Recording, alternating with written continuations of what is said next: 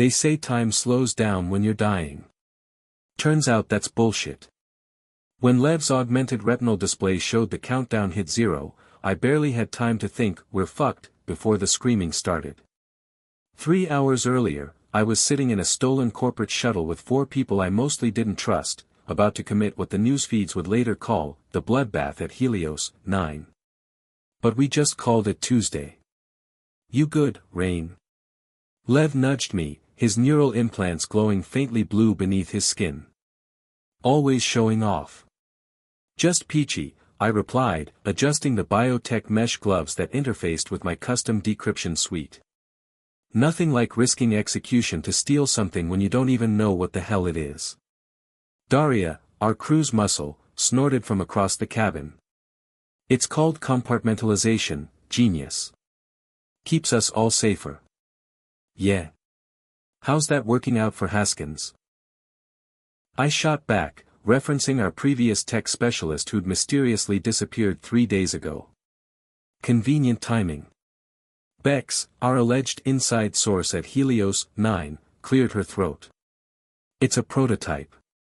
Quantum entanglement processor that bypasses conventional security through temporal displacement. Worth billions to the right buyer. Vex, our crew leader, just smiled that unsettling smile of his.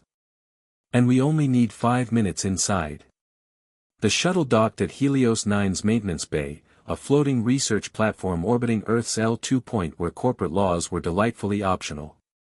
The plan was elegant. Bex deactivates perimeter sensors, I hack the central server node, Daria handles any human obstacles, Lev disables the vault's time lock, and Vex coordinates our escape. Simple. You know what they say about simple plans. 30 seconds, Bex whispered as we moved through the sterile white corridors. The station was operating on minimal staff, supposedly.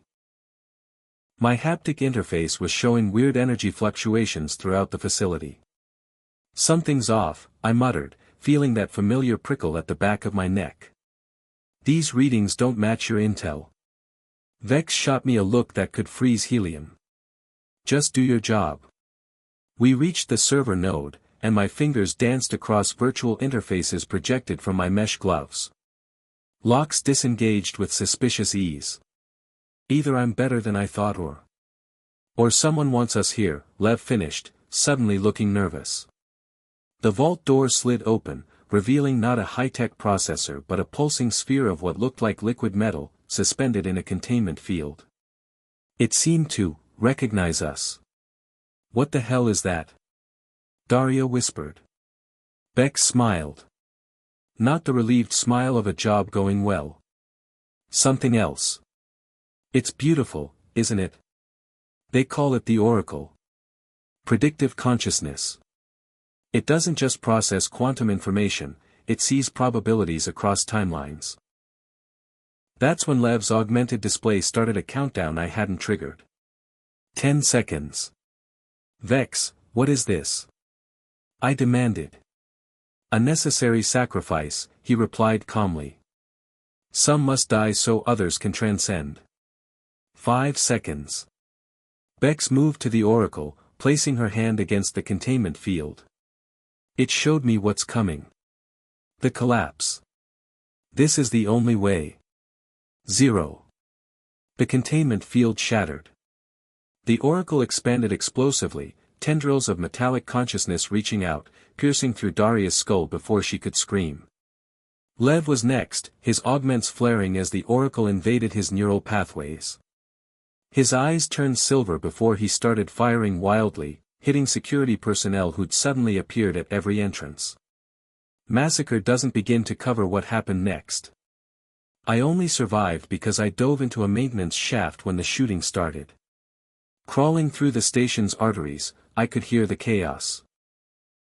Gunfire, inhuman screams, and a pulsing, rhythmic humming that seemed to vibrate through the structure itself. My neural interface flashed with emergency protocols. The station was initiating core purge. 20 minutes until Helios 9 would become an expensive cloud of debris. Shit. I pulled up station schematics, looking for an escape route that wouldn't lead me straight into whatever nightmare was unfolding. A memory fragment hit me, Haskins, 3 weeks ago, drunk in some dive bar in lunar orbit. They're not just stealing tech, Raine. They're shopping us out to something bigger. I hadn't asked questions then. Plausible deniability keeps you alive in this business. Now I was wishing I'd listened. An emergency pod bay showed on my map, 2 levels down. As I made my way there, my mesh gloves picked up scattered data packets, fragments of security feeds. I shouldn't have looked. But I did. Daria wasn't Daria anymore. Her body moved through the corridors with mechanical precision, her eyes silver pools, killing anyone she encountered. Lev was interfacing with station systems, his augments pulsing as security protocols failed one after another.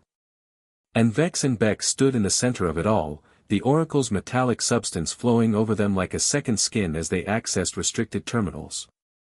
The Harbinger needs a network, Bex was saying, her voice overlaid with something else, something that spoke in harmonic layers. This station is merely the first node.